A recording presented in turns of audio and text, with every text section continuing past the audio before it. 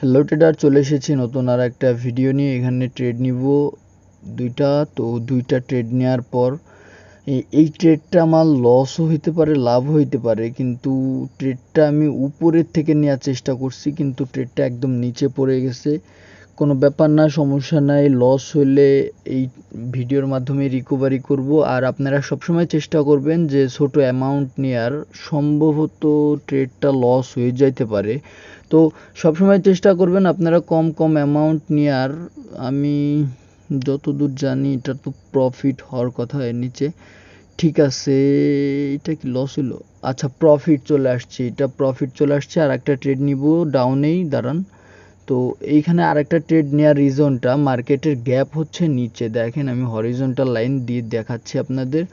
তো মার্কেটের গ্যাপ হচ্ছে নিচ পর্যন্ত, তো মার্কেট এই পর্যন্ত আসবে, এই পর্যন্ত আসা মার্কেটের আবশ্যক। যেহেতু মার্কেট নিচে আসা শুরু করছে আর অনেকখানি কি নিচে চলে আসছে, আর সামান্য পরিমাণ আছে নিচে, একটা আউটসাইড বার আছে। তো আমি চেষ্টা করব আউটসাইড বারে আসার সাথে সাথে আপের জন্য ট্রেড নিয়ে নিতে, কারণ যদি আউটসাইড বারে আসে তো এখান থেকে আমি একটা আপের ট্রেড নিয়ে নিব। কারণটা বলে দিই, এখানে আউটসাইড বারে এসে কিন্তু ক্যান্ডেল দাঁড়ায় গেছে, এর জন্য আমি কিন্তু আউটসাইড বার থেকে আপের জন্য ট্রেড নিচ্ছি। তো আপনাদের আমি আউটসাইড বার ইনসাইড বার সম্পূর্ণটা বুঝাই দিছি। আর আগের থেকে ট্রেড নেওয়ার কারণটা কি, কারণ এখানে একটা স্ট্রং আউটসাইড বার ছিল, আর মার্কেট এইখানে আমি আর এন্ট্রি নাও পাইতে পারি। এই যে রেটটা আসছে এটা কিন্তু মাঝামাঝি রিজেকশনও চলে যেতে পারতো। তো স্ট্রং একটা আউটসাইড বার দেখতে পারতেছেন।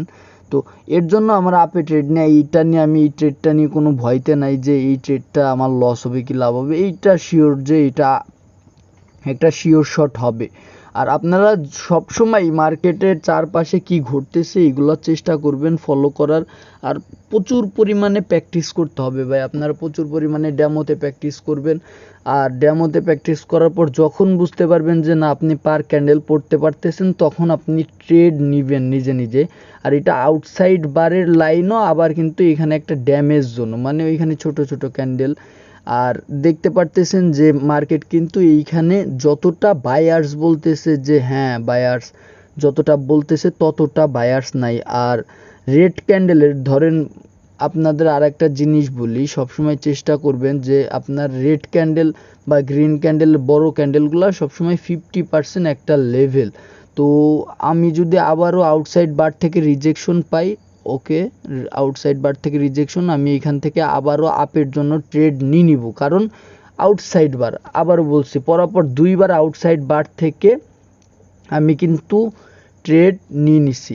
আর আপনাদের যে বিষয়টা বলতে চাচ্ছিলাম যে একটা রেড অথবা গ্রিন ক্যান্ডেলের 50% সবসময় একটা লেভেল হয়, আর এইটা একবার রিজেকশন পাইছে, আর একবার আমি দেখতেছি মার্কেট যে এইবারও যদি রিজেকশন হয় তাহলে আমি পরের ট্রেডটা রেডে নিয়ে নিব। কারণ কি, কারণ পাশের যে রেড ক্যান্ডেলটা আছে এটা একটা স্ট্রং রেড ক্যান্ডেল মার্কেট তুলনায়, আর এটার 50% কাভার করতে পারতেছে না গ্রিন ক্যান্ডেল, প্রচুর পরিমাণ কষ্ট হচ্ছে এর জন্য।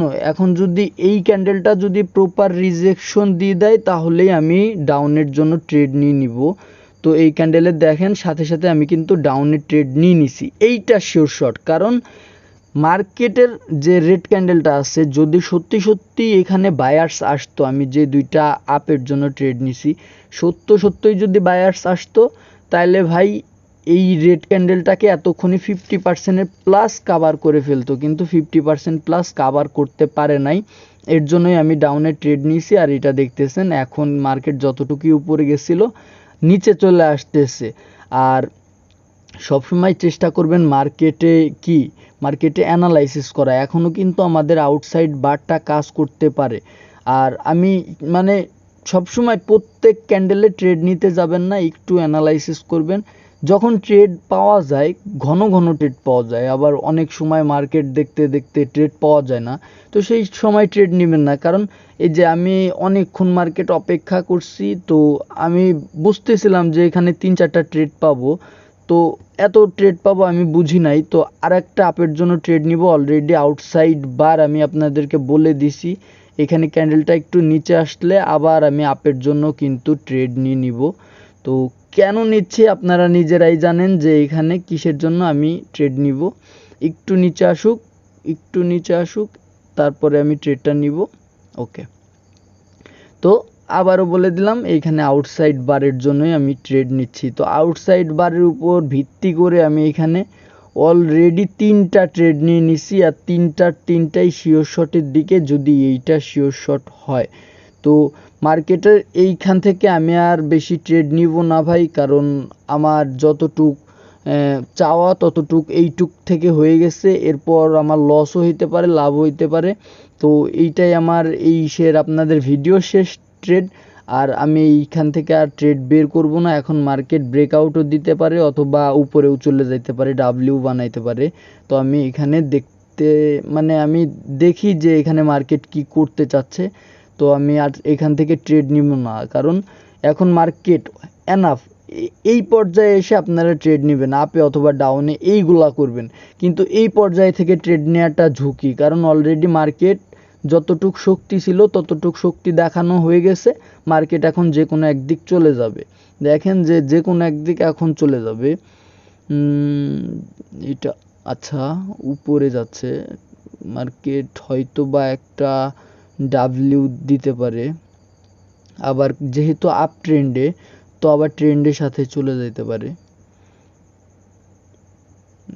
এই ক্যান্ডেলের রিয়াকশনটা আমার, এই ক্যান্ডেলে যদি আমি ট্রেডটা নিতাম আপের জন্য, হয়তো প্রফিট আসতো। কিন্তু আমার দেখছেন ক্যান্ডেলের ভলিউম চেঞ্জ হয়ে গেছে অলরেডি। আমি মার্কেট দেখেই বুঝতে, দেখেন অলরেডি মার্কেট খারাপ হয়ে গেছে।